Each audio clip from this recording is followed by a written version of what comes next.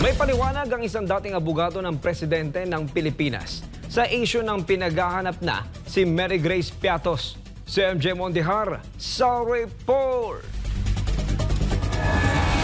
May 1 milyong pisong pabuya ang Kamara para sa makapagtuturo sa kinaroroonan ni Mary Grace Piatos, ang taong pumirma sa karabihan ng acknowledgement receipts sa confidential funds ng Office of the Vice President. Bahagi yan ng investigasyon ng mababang kapulungan sa confidential funds na tanggapan ni Vice President Sara Duterte. Sa katunayan, ipinahanap na itong si Piatos sa NBI at PNP. Pero ayon sa Philippine Statistics Authority, wala namang nakarehistrong Mary Grace Piatos sa kanilang database. Para kay former Presidential Legal Counsel Salvador Panelo, maaaring sinadya ang paggamit ng pangalang Mary Grace Piatos na wala sa alinmang government database. Ito, MJ, ang mga hindi gumagamit ng utak.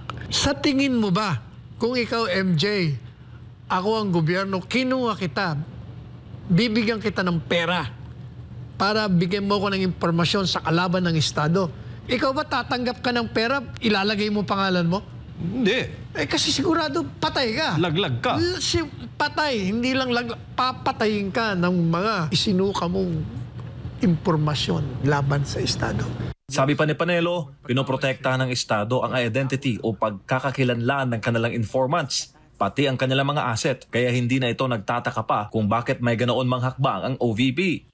Kaya Mary Grace Piatos talagang iyan ang ilalagay. Iba-iba, di ba? Ang dami sinasabing mga peking pangalan. Natural. O hindi nyo ginagamit sentido komunyo eh. Confidential funds nga eh. Batay sa karanasan ni Panelo sa Duterte administration, mahalaga ang anonymity sa larangan ng surveillance at intel operations. Git din ito na kaya gumastos ng gobyerno ng milyong-milyong pondo sa maikling panahon kapag national security na ang pinag-uusapan. At prerogative ng OVP kung paano nito gagamitin ang confidential funds laban sa mga kalaban ng Estado. Kukuha ka ng impormasyon sa mga kalaban. Kanino mo kukunin yan? Hindi sa ordinaryong tao. Walang alam yan. Kukunin mo yan doon mismo sa loob ng kalaban.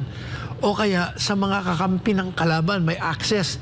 So, kukuha ka ng impormasyon. Hindi bibigay siya ng libre.